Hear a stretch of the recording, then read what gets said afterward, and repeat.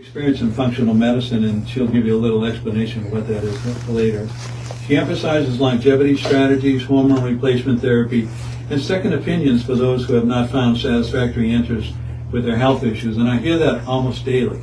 I've gone to an endocrinologist, I've gone to a gastroenterologist, I've gone here, I've gone there, and I absolutely have no answers. And folks like Dr. Roberts, from their perspective, look at root cause of whatever's presenting in front of them. And she believes in the body's innate wisdom, desire, and ability to heal itself. And she also has a book which she mentioned, and I forgot to put in her bio. And with that, what I'd like to do is turn this thing back on and get started. And please welcome Dr. Carol Roberts. Sarasota, it's great to be back.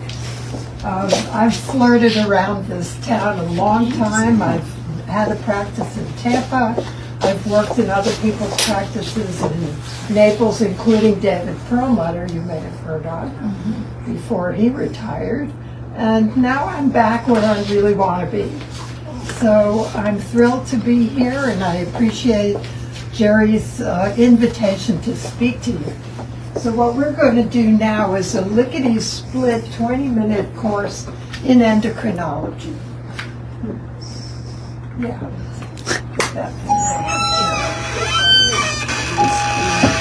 So as you may know, medicine is divided into body parts or body systems. And the docs who know about the kidney don't know anything about the liver. And the ones that know about the right foot don't know about the left foot, and they don't talk to each other. So I call them the body parts doctors. And I started out that way too. I was a surgical specialist. I was an ear, nose, and throat doc for 10 years until I finally figured out that they didn't give me the tools in medical school to really help people.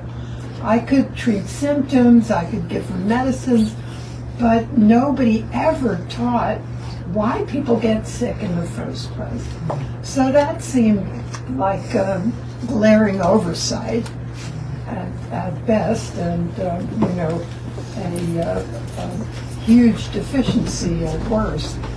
So I decided I was going to learn it anyway. So I've been learning now for 30 years, and I'm getting it more or less right. But what I've learned is that everybody's different, and yet we can kind of generalize. So without further ado, we only have 20 minutes. There'll be a quiz at the end of the week, and you're going to have to know all this stuff. So here's what happens when you're overweight. All of these terrible things. And, people don't know that they have control. And it's not just what goes in your mouth, it's what's in your brain, what you know from your family history, your expectations of who you are and who you're becoming. So it's quite complicated, but we don't want any of these things to happen. So let's take a look at the endocrine system and see how it all fits together. So we've got all of these glands that are working in concert. Each one of them is responsible for at least one endocrine hormone, and they feed off each other. So we're going to talk mostly about the adrenals, the thyroid, and the ovaries and testicles. They form a triad. I call it the three-legged stool. And when you're young, you can sit on all three legs. But then for women, around about midlife, the ovaries kind of just poop out, and we're sitting on a two-legged stool, and that doesn't work as well. So we'll find out how to fix it and what we can do. So the adrenal glands, we'll start with those because nobody really understands them. Their major contribution is cortisol and DHEA. There are also other hormones that regulate salt balance in the body and talk to the kidneys and work on blood pressure. But we're going to talk about cortisol and DHEA. So the adrenal glands are your metronome. They tell day from night. if you're smart. And if you know day from night and you're smart enough to go to bed when the sun goes down and get up when the sun comes up. That's what the adrenals are meant to do. So your cortisol will drop late in the day so that you can go to sleep. Cortisol is an alerting hormone. And when you fall asleep, your cortisol begins to come up again so that it's at its peak early in the morning when you should be ready to go eat the tiger, jump out of bed and fix everything and have lots and lots of energy. So these are your stress shock absorbers and your energizers. They sit on top of the kidney, and if you are under stress for a long, long period of time, your cortisol goes very, very high, and then the adrenals poop out. And all of a sudden, you're in the situation we call burnout. And that's when you really get in trouble. If you don't sleep properly, your cortisol can't regenerate. If you don't sleep properly, you're not going to be able to control your weight. So that's where the weight part comes in with the adrenals. So the thyroid, we all know about the thyroid gland and how important it is for metabolism, but we don't know how to keep it healthy. So the simplest thing that anyone can do to keep your thyroid healthy is to take an iodine supplement. So iodine is required for making thyroid hormone, as is an amino acid called tyrosine. So we need protein and we need iodine. So sadly, iodine is a member of the halogen family, which includes chlorine, fluorine, and bromine, all of which are abundant in our environment. Where do we normally get iodine? From shellfish and from seaweed mostly, because it's not in the soil anymore. So if you're not eating a lot of sushi, you're not eating those little seaweed snacks, you're not eating seaweed salad, where are you getting your iodine? Probably nowhere.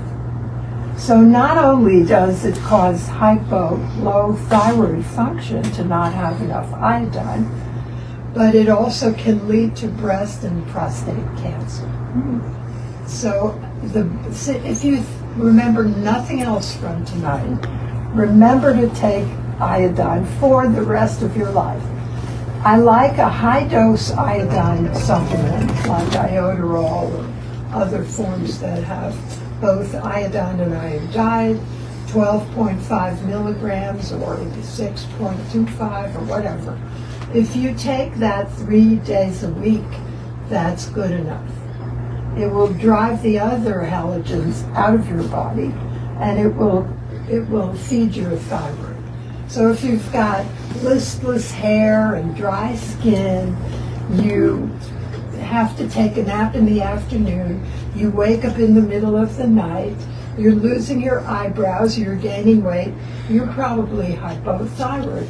The first thing to do is start taking iodine. Because even if you take thyroid replacement, you're not getting iodine. Your brain needs it, your hormone receptors need it, and you're setting yourself up for potentially a cancer situation if you don't have enough iodine. So write that down and remember. Oops, where am I going? Okay. So those are the bad things that happen when you have too low thyroid. But the weight gain is the thing that we're talking about tonight. It turns out, too, that the hormone receptors are just as important as the hormones themselves. So actually, a certain ovarian hormone called progesterone, that I'm sure most of you know about, sensitizes thyroid receptors, and it makes your thyroid work better. Progesterone also feeds the adrenal glands to allow them to make cortisol. So that's how we get this one feeds the other. And when the ovaries go out, we're in trouble. Okay, so then of course food is important in this situation. I wanted to give a nod, and Bonnie I'm sure will go into greater detail, but eat real food. Don't eat junk. You want a real healthy body? Eat real food. So what's real food?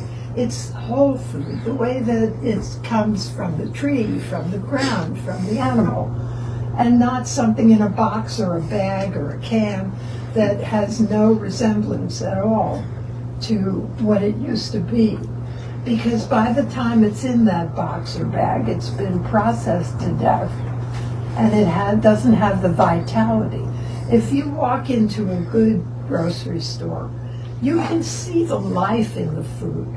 You can feel it. The tomatoes are bursting with color and juice, and you just can't wait to get into that watermelon. So that's what I want you to be looking for, is real food that feeds your body's needs. People who eat processed foods are not getting nutrition, and so they're going to overeat because their body's still looking for something. So please, simple. All right, so now we can talk about the sex hormones. They're called steroid hormones because they begin with the cholesterol building block. Cholesterol is super important for your health. It's used in every cell membrane in the body. Your brain requires cholesterol. I have seen people completely demented because their cholesterol was driven down too low by their cardiologist. So sadly, the guy I'm thinking about had a total cholesterol of 98. He used to be a college professor. He couldn't remember his own name. His wife had to bring him. So I called his cardiologist while they were sitting in my office, and I said, did you know that Mr. So-and-so's total cholesterol is 98? And his cardiologist said to me, yes, and that's where I wanted, and he hung up on me. And the people didn't come back, sadly. They made a choice, and it was the wrong one, I think. All right, so estrogen is a growth promoter. That's its job. So if you are in a situation where you're still making estrogen, which is usually in the first, maybe the 15 years after menopause, you may still be making estrogen, and without the balance of progesterone. So it's all about Goldilocks. It's all about making her happy. And each one of you is going to be different. You react differently to the hormones. I might start you all on the same formula, but very soon you're going to come back and say, well, you know, I have this symptom or that symptom, so I'll have to modify your dosing and all that. So these are the three hormones that are most important for a menopausal woman. And again, they have to be balanced correctly for you to be comfortable and for it to work for you. So I always tell my patients, I'm on your team now, but you're the captain. And if I don't listen to what you're telling me, I'm missing the boat. And we're both in trouble. So it's really a different kind of relationship than you have with some other doctors who just want you to listen, be a good patient, take your pills. You know, and that may be helpful, but it doesn't get to the underlying problem. So there we go. So this is what estrogen overload looks like in a woman.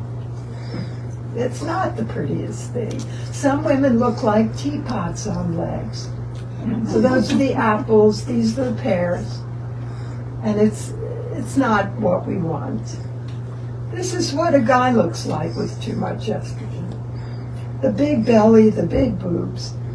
And what's the problem here is that he's turning whatever testosterone he's making, he's turning it into estrogen. So the men and women kind of start looking alike towards the end, and it's not pretty, and that's not what we want. We want to stay functional and sexy. I say I want to age like a rotisserie chicken. Slow, juicy, and hot. So this is what we call in med school the chicken wire diagram. And you'll memorize this, right, by the end of the night. And it starts with cholesterol.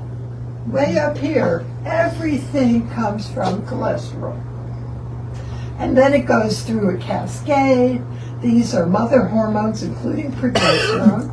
These are the adrenal steroids. Then we've got the androgens, and then the estrogens over here. So if you sat down and memorized this, you would be shocked how similar all of these hormones are, and yet how different the effects. So testosterone, this, and estradiol, which is the principal human estrogen, are one hydrogen atom apart. And the whole world splits on that. Whoops. Okay, this is another way of looking at it without all the complications of the, but you know, it's complicated, it's difficult, but you can simplify it by just thinking about those three major hormones. So there's another hormone that must be included in this discussion because it's so important in our glucose metabolism, and that is insulin. So the more sugar you eat, the more insulin you'll produce. And just as with the stress hormone, eventually the pancreas will burn out and you'll become a type 2 diabetic. So we don't ever want that to happen, but luckily diabetes is preventable and diabetes is reversible. Type 2, that is. So we can resurrect your ability to handle glucose if we don't overload your system. Yes. We got lost. That's not going to long. So it's important to consider not just the hormones, but the status of the receptors. So nobody thinks about that, but it's really important. Remember I mentioned iodine? Iodine is required for hormone receptor function. So we spend our lives in a soup of pesticides and plastics and heavy metals, and they glom on to our hormone receptors and gum them up. So in many people, when I give them the hormones, they don't react normally. They don't utilize them the way they're supposed to. So we have to clean the hormone receptors, and we have products now that can do that. It was pretty exciting. Things are getting more and more complicated in this very over-chemicalized world. But, you know, we're trying to keep up with the 80,000 chemicals out there, none of which have been tested on humans. So we're all a big experiment. So, yeah, so those are two products that I like to have. And this is Goldilocks. And we can, the best time to start hormones is right at or right before menopause, because then you get to keep your girlish figure. If you've lost it, it's a little harder to get it back, but it still can be done. But it's got to be the hormone balance. So the most important hormone in the steroid world for hormone balance, the one that goes away first, is progesterone. And luckily it's the safest hormone. It's so safe that it's over the counter. I don't like to use over-the-counter products because I don't know how much is in them, and they're not. I want my patients to get their hormones from a pharmacist, and this pharmacist knows his stuff. So I like to send a lot of people to Jerry, and we've worked together over the years. So there are many different ways of providing the hormones. It can be a topical cream, it can be intravaginal, it can be pellets. I don't like pellets. I like to be able to modify and change dosing very nimbly. And if you stick a pellet under the skin, it's there for 3 months. And you may be miserable for that whole time because if you've got the wrong dose, it's not happy. Also, you're puncturing the skin. I used to be a surgeon, and I really respect that barrier if you keep doing this over and over again, you're going to get scarring, you may get infections. It's just not aesthetic to me. I'd rather just smear my hormones on in the morning and be done with it.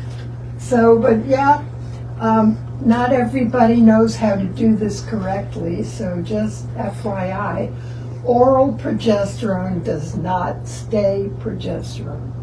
And a lot of doctors are just giving oral progesterone. Sadly, most of it is converted to other hormones that make you drowsy, so it's a great thing to take at night to help you sleep. But it is not good for balancing estrogen. If you're on estrogen, you should also be on a topical progesterone. So that's just an FYI. So 7 minutes still? Oh, I really flew through this, so maybe we can, yeah, so that's me. That's not me, that's my business card. And I guess we've done the course in endocrinology, so thank you for your kind attention. And I'll answer questions. We'll have plenty of